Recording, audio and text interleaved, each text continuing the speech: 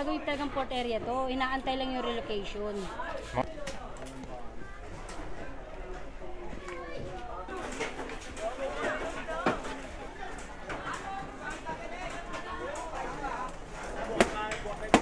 One of the biggest slums in Manila ay nasunog na naman. Last year lang, doon lang sa kabila, area ito ngayon ng Happyland Aroma. Ang nasira ng mga bahay ngayon, ito yung mga temporary housing.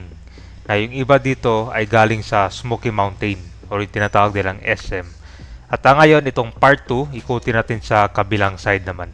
So ngayon pala ay maraming mga nangangalakal dito, yung mga yero, mga bakal para may benta dito sa junk shop. So ang sabi daw itong area na to, matagal na dong plano na gagawing parang port din siya eh. Pero ngayon medyo madami pa kasi mga bahay dito. Ang mangyayari kasi dito ngayon after itong sunog, tatanggalin na itong mga nasira na debris dyan, tapos siguro tatawin ulit ng mga bahay.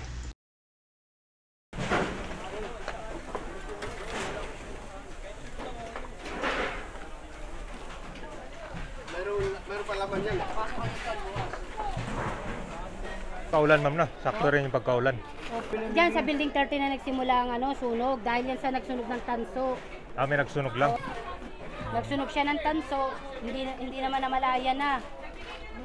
Nung naano na ng mga tao, malaki na yung apoy, hindi na nakakapula. So ito sila ma'am, yung evacuation nila, doon muna sa Center Island. Sa barangay. Pero after ng sunog mama, tatayo ulit ng bahay yan? Tatayo yun sila. So saan naman sila kasi titira pag hindi sila magtayo? Doon sa kabila, dito lang di ba? Sa kabila. Kami lang natitira. Kayo ligtas din kayo? Oo. So, itong building na lang yung So sa kabila, nasunugan. Nasunugan. Hindi kayo naabutan. Hindi kami nabutan. Ngayon naman may sunog. May sunog dito. Hindi rin naabutan. Sa awa ng Diyos. Ibig sabihin matibay itong kalam. Kasi ito parang buo pa yung mga bubong ma'am no, dito. Ito lang yung buong Anong building to ma'am? 18. Matibay itong building niya. No? Ito lang yung buong bubong na na building. Buti lang kung mulang kayo. So kala ma'am, kailan nyo nasunog sa kabila? Last May lang di ba? April? Opo. September. September. Doon. Napaikutan na nga kami. Parang gigil na sa amin yung Pero ang gagawin dito man parang ko lang na. Tatayo lang ulit no. Hindi pa totally relocation talaga. Kaya wala pa rin. Mahirap na. Ayan mo na lang dito ha. Maghanap nga kayo ng script para dito ha. Saan mo nakita yung sa'yo, pre? Ay, so ito na yung part 2 na kuha natin dito. Pero dito ma'am, matagal na yung merong plano na pan. Opo, matagal na. Ano yung gagawin? Parang gagawin port area ba to? Bali to, gagawin talagang port area to. Inaantay lang yung relocation. Dito, yung inaantay na lang yung mga relocation, may mga may tagging. Mga anong taon pa ni propose yan ma'am? Yung port area to? Matagal na. Since ano pa yun, 1994 pa talagang port na. Bali temporary lang kasi to. Itong mga taga Smoky Mountain. Tapos, yung hindi pa naaayos yun sa Smoky Mountain, nilipat sila dito. Bali ito, temporary housing lang. Bali yung mga original na mga taga Smoky na ilipat na. Ang natira na lang dito yung mga extended family at saka yung mga renter. Sila yung mga tumayo ngayon dito. So yung mga original na galing dati ma'am, saan sila nalipat ngayon? Yung original? Sa permanent, doon sa 128. Kaso sira na rin doon. Doon mismo sa Smoky Mountains. Sira na rin yung mga bahay doon ma'am, di ba? Hindi pa naman. Iba doon, di ba? So kayo ma'am, renter kayo dito? Hindi, extended ako. Extended na lang. So ang ibig sabihin temporary housing ma'am, good for ilan years lang pala. Pero ang nangyayari dito, ginawa na ng pan. Parang permanent. Kasi dati ang usapan nun sa Smoky, ano lang 5 years lang. 5 years lang. Oo, 3 to 5 years lang ang umabot sila ng 10 years. Hanggang ngayon, parang more than, anong taon ba na construct na? Nagawa to. Kasi tatay ko foreman yan dito dati, nung araw 1993. 93, 92, ganyan. So may 30 years na pala itong mga bahay. Ali, ito? Oo. Pero ang 80 yan. Hindi, natapos to, 93, 94, 92 yan. 94 kami nilipat dito eh. Pero ang kon dito ma'am, di kasi napansin ko sa mga ibang bahay, nakakit ko kasi yan eh. Yung iba sira na yung mga bubong, hindi na siya inayin. 92. Yung katuparan ng katuparan yung naunang pinagawa.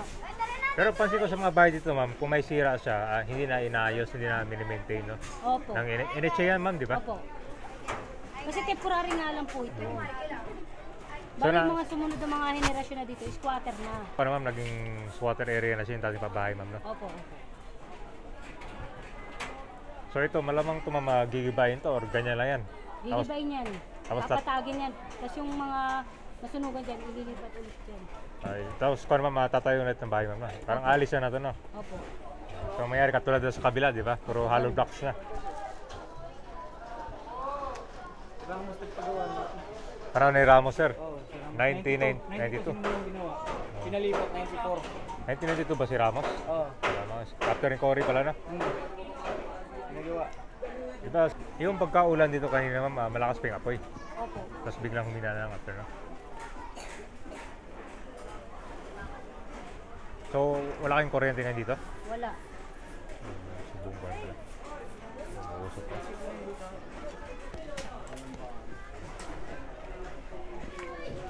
Grabe ko na, wasak na yung buo. Ako pa sa steel. So, kanta luma, no? Talagang lagi nababasa pala yung bahay dito kasi kinalawang, no?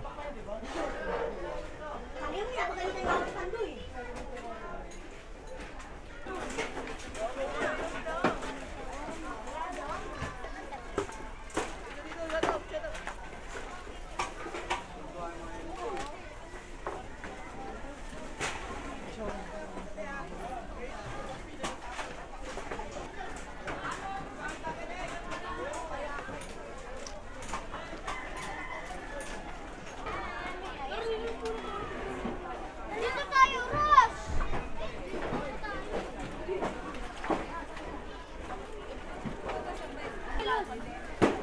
Ayaw niya! Aga? Ang kaya niya.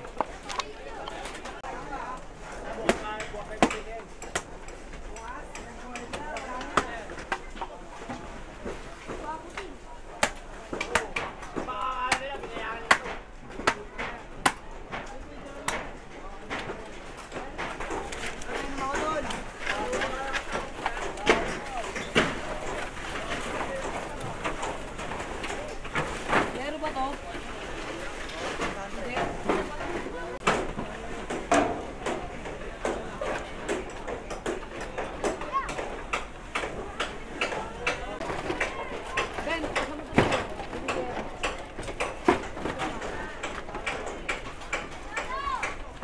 Ano yung konsep?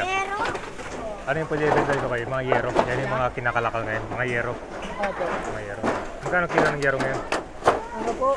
3 lang po ata. Ano kayo? Ay, yung mga ganito, sir, pwede ibenta. Dog! Alim. Ano meron? Saan yung bentahan, sir? Doon lang sa labas, no? Highway pa. Sige. Yan ba, yung mga yero. Yan, yung mga yero ngayon dito, ito yung kinakalakal para pwede ibenta ngayon sa junk shop.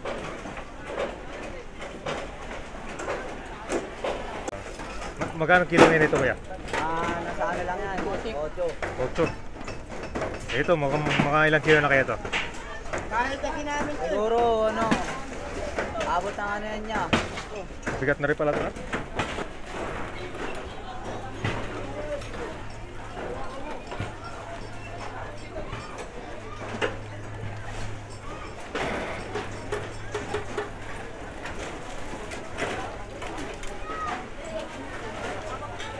Yung iba dyan, mga bariyang phone. Mga barya, meron pa. Kasi may mga uso po sa water demo rito eh. So yan, yung mga yero yan, ganyan na. So kanya-kanyang discarded sila dito. Na ano ba?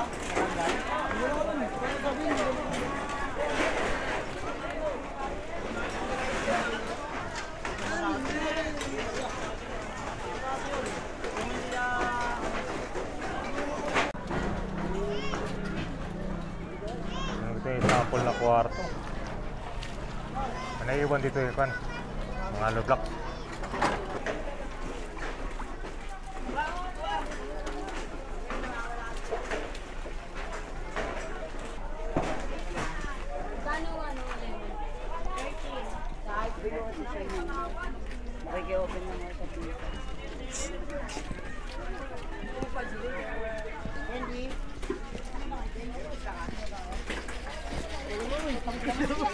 Oh, tamang iskis ah. Okay. Mana dito si Tito ang nilama?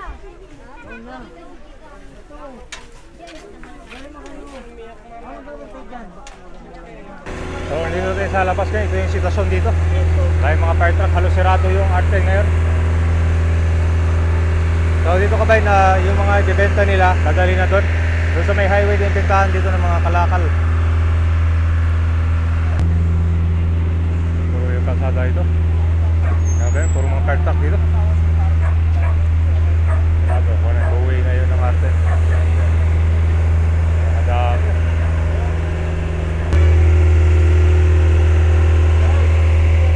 So ang nasunog dito kabay, dito sa area malapit sa footbridge.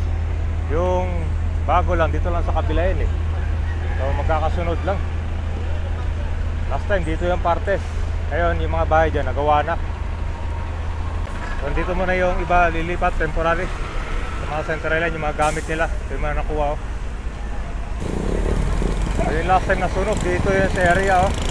Yung mga bahay dyan gawa na ngayon, pero puro hard materials na. Kasunod lang dito sa kabila yung bago dito. So ito mga temporary housing na nasira dyan.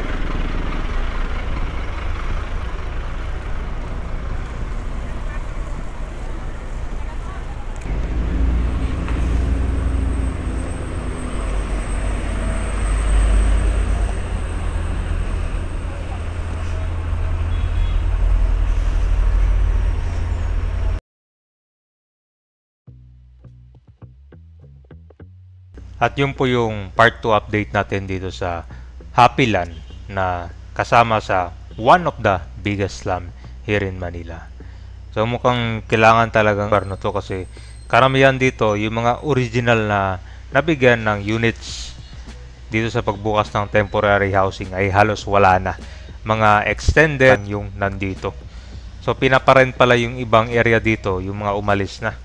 So ito naman yung mga halos wasak yung mga bahay dyan. Ngayon, gawa na lahat. Yung iba dyan, gawa na sa hard materials. So, ang natira dito mga bahay, ito. Buo pa yan. Pero halos karamihan kasi ng mga temporary housing dyan, sira na yung bubong. So, prone talaga sa sunog dahil pag umulan, pinapasukan na ng tubig eh. Kung na lang, parang ginagawa na lang nila ng paraan eh. Halos hindi na nare-repair yung mga bahay dito. So, ganito ang mangyayari sa mga pabahay 30 years later. Nakakalungkot man yung mga pabahay dati naging squatter area na siya. So kung matutuloy sana yung i-develop dito, marami to dito ang kailangan mabigyan ng relocation.